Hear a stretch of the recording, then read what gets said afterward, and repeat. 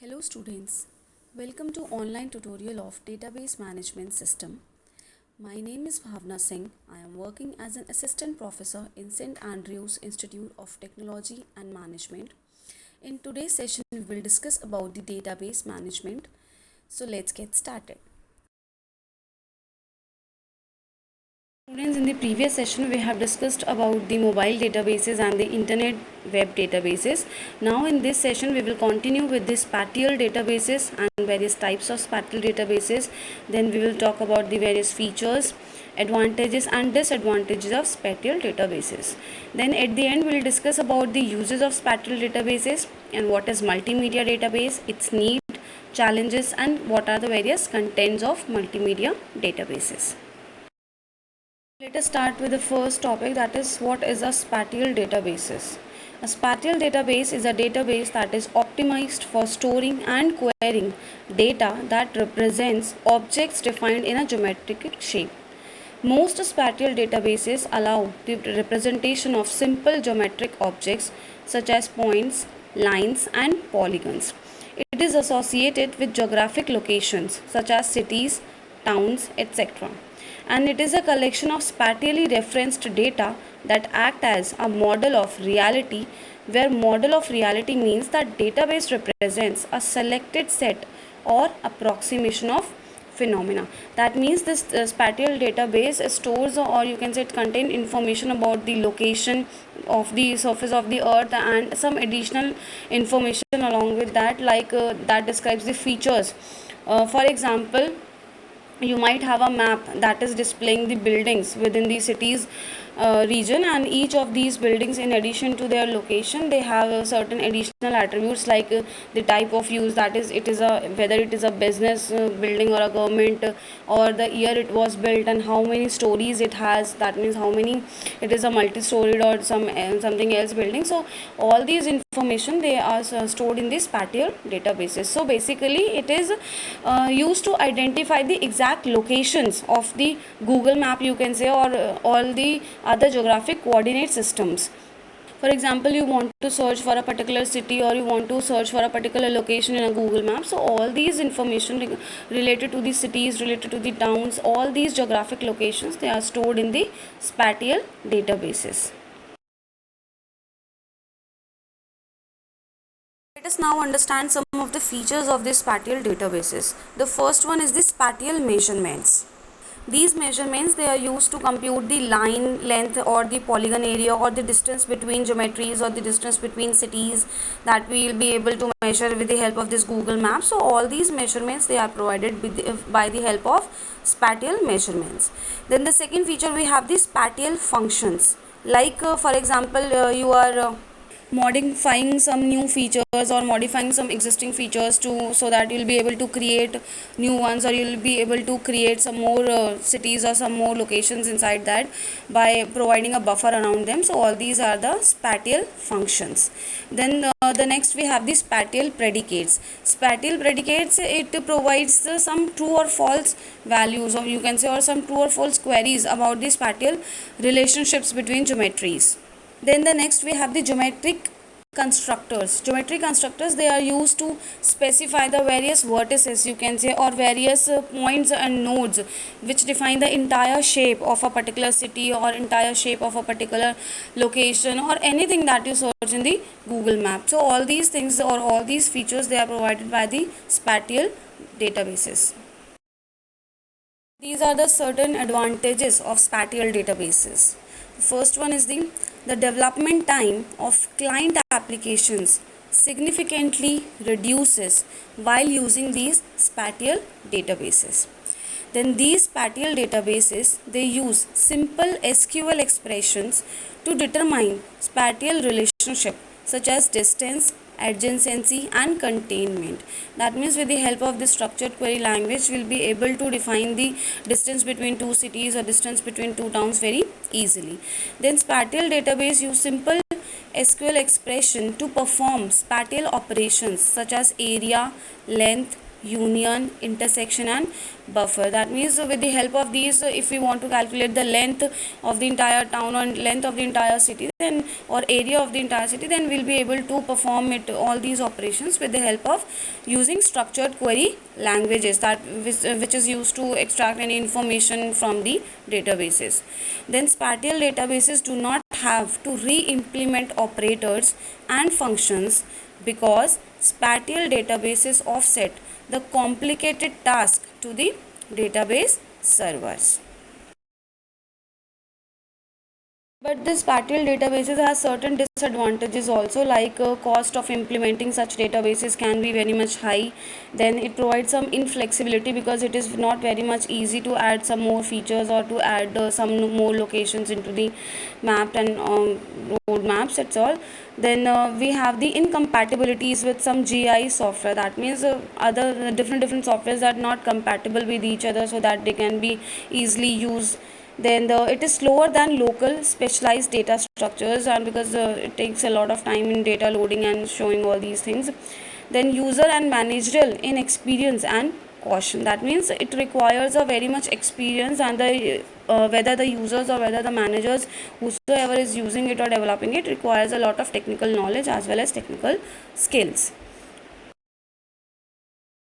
Now, these spatial databases, they can be used to identify the customer location, that we can use with the help of this Google Map, and many other apps are there in which we can find out the location of a particular person. Then it is also used to store locations. Then transportation tracking, for example, in case of B2B commerce or any e-commerce, or if we are using some online shopping or some online trading, then we'll be able to track our products and track our services. So all these transportation tracking can be provided by these spatial databases. Then it will help us to gather information about the weather, then land holdings and natural resources and city planning. All these things, they can be tracked or they can be used with the help of these spatial databases.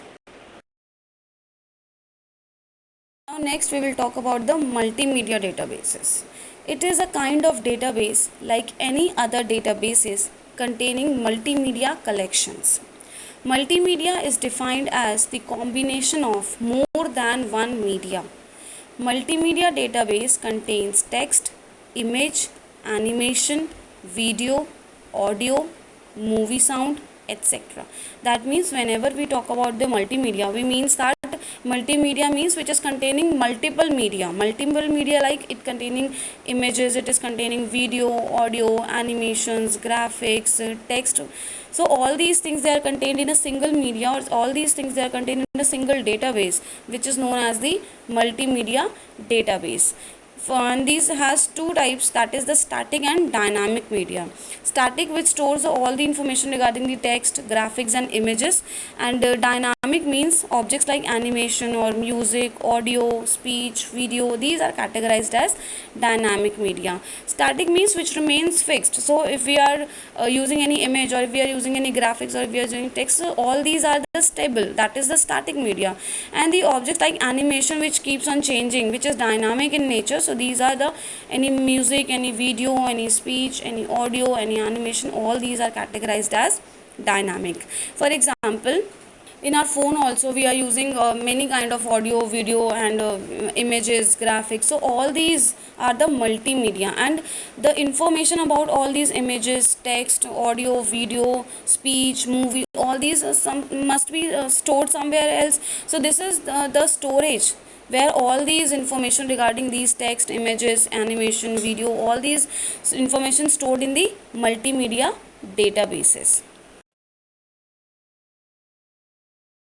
Now, what is the need of this multimedia database? Why we need to build this multimedia database? Because when we are using all these things like text or any images or any graphics or any animations, audio, video, so we need to store the information related to them also. Therefore, there is a need to store these kind of multimedia, and therefore we required a database that can store all these objects or all these information regarding these objects.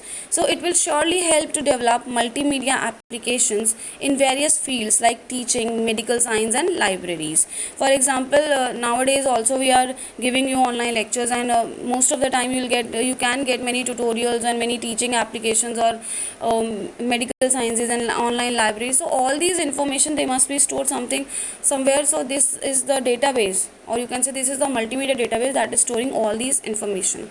Then preserving decaying photographs, maps, films having got historical evidence or national importance. That means this multimedia database, they can be used to store the historical photographs or historical maps that were used in ancestral times. So all these things, they can be stored in these multimedia databases. Then using multimedia database, we can develop the excellent teaching packages.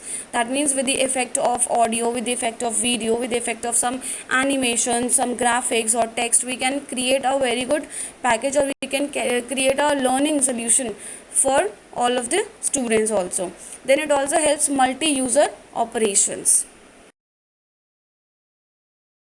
Let us now discuss some of the challenges of this multimedia database. Multimedia databases containing data in a large type of format such as text, .jpg for images, .swf for videos, mp3 for audio, etc.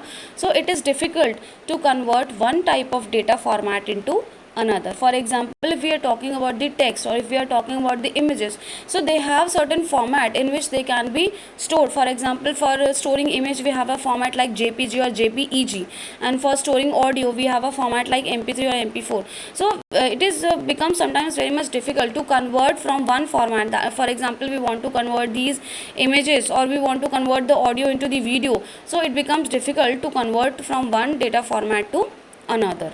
Then the multimedia database requires a large size, as the multimedia data is quite large and needs to be stored successfully in the databases. For example, if you want to store some audio, or if you want to store some video, then it requires a lot of time in uploading, as well as it requires a large memory size, so that we'll be able to store it, because the size of a particular video or the size of particular audio is very much large as compared to the normal text. So it requires a lot of space. Then it takes a lot of time to process multimedia data. So multimedia database is slow, because for example, if you want to download some multimedia information from the database, or if you want to download, or if you want to upload some audio or some video, then it will take a lot of time to upload that, or in downloading the particular data. So it becomes quite slow. Then it has the storage of multimedia database on any standard disk present the problem of representation, compression, mapping to device hierarchies, archiving, and buffering during input-output operation. For example, we have stored a video, and then on a disk, and it is the video is very much large, and it is taking a lot of space. So it requires certain techniques, so that we'll be able to shorten that video, or we'll be able to compress that file. And many formats are also coming nowadays for compressing the large size files into the smaller ones. So these mapping and these compression, all these representation, they might be a kind of a problem for these multimedia databases. Now these are all contents that are contained in the multimedia database management system. So first one is the media data.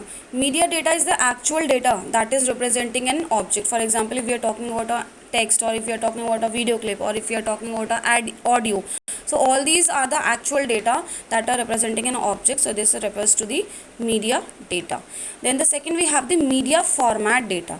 Media format data, it includes information like what is the sampling rate of that, what is the resolution of particular graphics, so all these, what is the encoding scheme. So all these format that is describing the media in which it is stored, all these things, they are referred as the media format data. Then the next, we have the media keyword data. This keyword data, it presents all the information regarding the generation of data. That means when the particular information was uploaded, or when the particular video was uploaded on the drive or on the some databases, and what was the time and what was the place of recording. So all these things related to the date, related to the time, related to the recording, all these things represent the keyword data. Then the next, we have the media feature data. That means this media feature data, it represents about the what is the texture and what are the different shapes that are present in the data, and what is the color of the images, and what are the color of the audio, what is the texture of the video. So all these things, they are represented by the media feature data. Now these are the various areas where these multimedia databases can be used. For example, we can apply it in maintaining some documents and record management. Then we can use it for knowledge dissemination, for getting some technical skills, or for getting some acquiring some technical knowledge. We can use these multimedia databases. Then in case of education and training, that means, for example, as we are preparing video clips for you and video lectures for you, so preparing teaching materials with the help of applying some videos, audios, graphics, animations. So teaching material can be prepared using these multimedia databases. Then it also help us to promote the marketing and advertisement of products by doing certain animations, and by providing more and more attractive video clips of our products, providing more and more attractive audios containing various graphics. So these marketing and advertisement of products can be done very easily with the help of these multimedia databases, and it can attract more and more customers also. So this is how all these areas, they can use the uses of these multimedia databases. Now it's time to discuss the important questions. The first one is, what do you understand by spatial databases? Explain its area of use. Where it is used and why it is used. What is spatial database? In this question you have to explain all these things. Then the second we have, explain multimedia database with its advantages and challenges. In this you have to explain all the multimedia databases and its various types, like static and dynamic media, with its advantages and what are the various challenges because of which it faces a lot of problem.